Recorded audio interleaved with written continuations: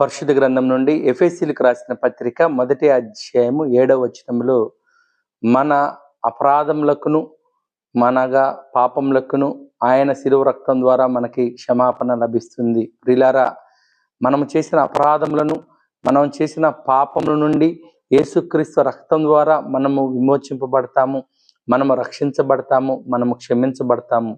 కనుక నీవు నేను మనము అపరాధంలో ఉన్నట్లయితే అపరాధములు చేసిన అపరాధములను, పాపములను యేసుప్రభువారి సన్నిధికి వచ్చి మనం ఒప్పుకున్నట్లయితే యేసుప్రభువారు మనల్ని క్షమించే గొప్ప దేవుడై ఉన్నాడు.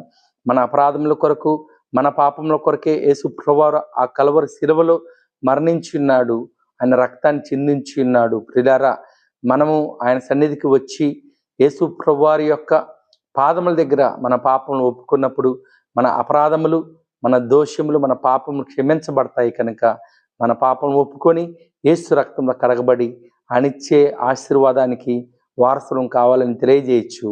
దేవుడి వాక్యమును దీవించును గాక. ఆమేన్.